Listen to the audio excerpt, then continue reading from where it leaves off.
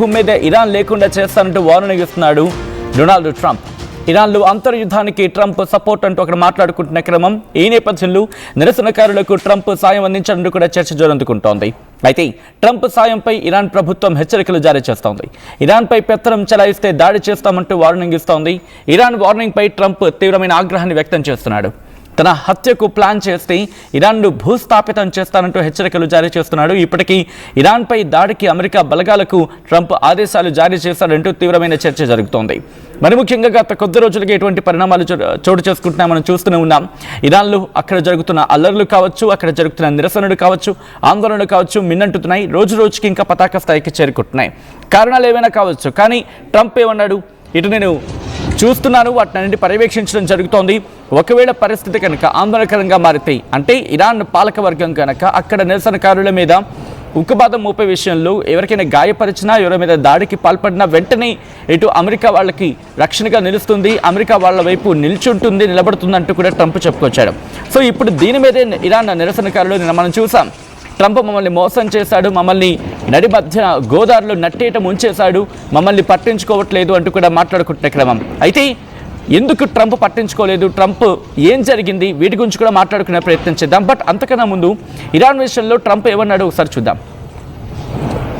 Well, they shouldn't be doing it, but I've left notification. Anything ever happens, we're going to blow the whole country is going to get blown up. So we've originally Biden should have said something, when they made a statement, we always said, why isn't Biden saying anything? Because he didn't.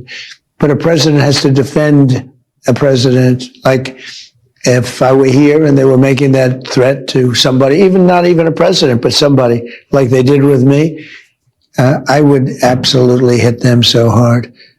But I have very firm instructions. Anything happens, they're going to wipe them off the face of this earth. Well, they shouldn't be doing it, but I've left notification. Anything ever happens, we're going to blow the whole country is going to get blown up. So we've, originally Biden should have said something, when they made a statement, we always said, why isn't Biden saying anything? Because he didn't. But a president has to defend a president. Like if I were here and they were making that threat to somebody, not even a president, but somebody like they did with me, I would absolutely hit them so hard. But I have very firm instructions. Anything happens, they're going to wipe them off the face of this earth. Well, right. అది America అధ్యక్షుడు Donald Trump చేసిన వ్యాఖ్యలు. ఏమంటున్నాడు? ఒకవేళ Iran కనుక నా మీద దాడికి ప్లాన్ చేసినా, లేకపోతే నన్ను ఏమైనా చేయాలనుకుంటే కనుక విడిచిపెట్టలేదు. Blown up, entire country will be blown up అంటూ కూడా, అంటే పూర్తిగా ఇరానే లేపేస్తానని అర్థం వచ్చేలా మాట్లాడుతున్నాడు. అంతేకాదు, ఇటు బైడెన్ విషయాన్ని కూడా ఇక్కడ ప్రస్తావిస్తున్నాడు. ప్రెసిడెంట్గా బైడెన్ ఏమీ చేయలేదు. గత కొద్ది రోజులుగా ఆయన అంటున్న మాట ఇది. బైడెన్ అసలు చేతకాని వ్యక్తిలో ఉండిపోయాడు. బైడెన్ కనుక సరిగ్గా చేస్తుంటే ఇటువంటి దుస్థితి వచ్చేది కాదు అంటూ కూడా ట్రంప్ చెప్పుకొస్తున్నాడు. కానీ ట్రంప్ ఇంకా ఏమంటున్నాడు? ఇక్కడ విడిచిపెట్టేది లేదు. ఒకవేళ నన్ను కనుక అటాక్ చేయాలని చూస్తే, నా మీద కనుక దాడి చేయాలని చూస్తే వాళ్లకు ఇంకా గట్టిగా ధీటైన జవాబు ఉంటుందంటూ కూడా చెప్పుకొస్తున్న క్రమం. సో ఇక్కడ ఇందాక మనం మాట్లాడుకున్నాం ఏమని, అమెరికా ఎందుకు గత కొద్ది రోజుల క్రితం చూసినప్పుడు దాడికి వెళ్ళిపోతుంది, దాడి చేసేస్తుంది అని చెప్పి మాట్లాడుకున్నాం. బట్ ఎందుకు అక్కడ హోల్డ్ అయింది అనే విషయం గురించి మాట్లాడుకున్నప్పుడు రెండు ఇంట్రెస్టింగ్ పాయింట్స్ ప్రస్తుతం ఇంటర్నేషనల్ న్యూస్ అవుట్లెట్స్లో చర్చకు వస్తున్నాయి. అందులో ప్రధానంగా ఉన్నది ఇజ్రాయెల్, రెండోది ఇటు సౌదీ కావచ్చు, లేకపోతే అరబ్ దేశాలు కావచ్చు. ఏమని, ట్రంప్తో భేటీ అయ్యాయట ఇజ్రాయెల్కి సంబంధించి మొసాద్. ఇజ్రాయెల్ భేటీ అయింది. ఏముంటుంది, ఇప్పటికిప్పుడు మీరు దాడి చేస్తే దాని ప్రభావం ఎక్కువగా ఉంటుంది, మరి ముఖ్యంగా అరబ్ కంట్రీస్ మీద ఎక్కువగా ఉంటుంది. ఎందుకంటే అమెరికా సైనిక స్థావరాలు అక్కడ ఉన్నాయి కాబట్టి ఇరాన్ ప్రతి దాడికి దిగితే అది కేవలం అక్కడ వైమానిక స్థావరాలు, లేకపోతే మీకున్న బేసెస్, అంటే వాడు మేబీ వైమానిక స్థావరాలు కావచ్చు, అంటే ఎయిర్ బేసెస్ కావచ్చు, లేకపోతే వాళ్ళకున్న ఇన్ఫ్రాస్ట్రక్చర్, అమెరికా మిలిటరీకి ఉన్న ఇన్ఫ్రాస్ట్రక్చర్, అక్కడున్న ఆ బేస్ దగ్గర ఉన్న ఇన్ఫ్రాస్ట్రక్చర్ని డ్యామేజ్ చేసే ప్రయత్నం చేసినప్పుడు కేవలం అది అక్కడికి మాత్రమే పరిమితం కాదు, అక్కడ చుట్టుపక్కల ఆ దేశాల్లో ఉన్న ప్రజలకి కూడా, అంటే ఆ ప్రాంతాల్లో ఉన్న ప్రజలకు కూడా ఇబ్బంది అవుతుంది. అంటే డైరెక్ట్గాను ఇండైరెక్ట్గాను ఇది ఆ దేశాల మీద కూడా ప్రభావం చూపిస్తుంది కాబట్టి వాళ్ళకు కూడా ఇబ్బంది అని చెప్పి.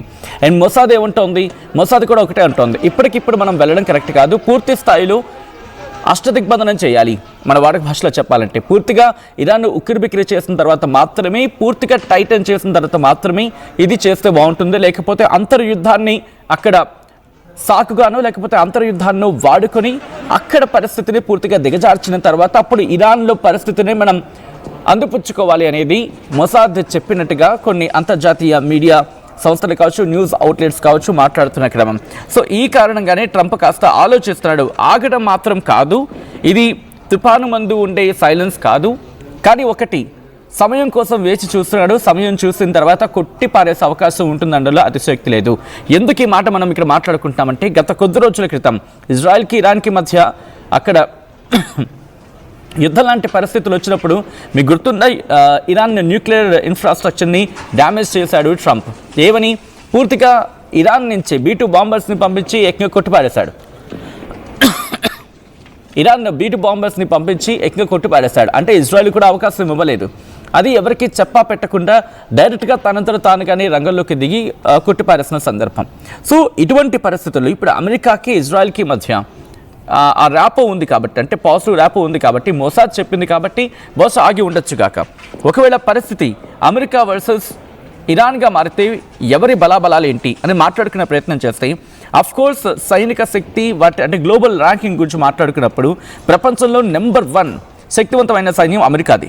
ఏకంగా వీళ్ళ రక్షణ బడ్జెట్ ఏకంగా $895 బిలియన్ అంటే అర్థం చేసుకోవచ్చు. మరి ఇరాన్తో ఏకంగా 16వ స్థానం ప్రపంచ ర్యాంకింగ్స్లో. దీని రక్షణ బడ్జెట్ అమెరికాతో పోలిస్తే చాలా తక్కువ, ఏకంగా $15 నుంచి $20 బిలియన్. అంటే ఇరాన్ $15 నుంచి $20 బిలియన్ ఎక్కడ, అమెరికాకు 895 అంటే దాదాపుగా ఒక $1000 బిలియన్ అనుకోండి. అంటే చూడొచ్చు ఇక్కడ ఎంత డిఫరెన్స్ ఉందనేది. దీంతోపాటు క్రియాశీలకంగా యాక్టివ్ సైన్యం గురించి మాట్లాడుకుంటే అమెరికా దగ్గర 13,28,000 మంది యాక్టివ్ సైన్యం ఉంటే అదే ఇరాన్ దగ్గర 6,10,000 మంది యాక్టివ్ సైన్యం మాత్రమే ఉన్నారు. ఇక రిజర్వ్ ఫోర్సెస్ గురించి మాట్లాడుకుంటే 7,99,000 మంది రిజర్వ్డ్ ఫోర్సెస్ ఉంటాయి. ఇరాన్ దగ్గర ఉన్నది కేవలం 3,50,000 మంది మాత్రమే. ఇక అక్కడి నుంచి పారామిలిటరీ గురించి మాట్లాడుకుంటే అఫ్కోర్స్ పారామిలిటరీ అమెరికాకు అవసరమే లేదు ఒక విధంగా చెప్పాలంటే. కానీ ఇక్కడ ఇరాన్ దగ్గర మాత్రం 2,20,000 మంది పారామిలిటరీ ఫోర్సెస్ ఉన్నారు. ఇది ఒక ఇంత.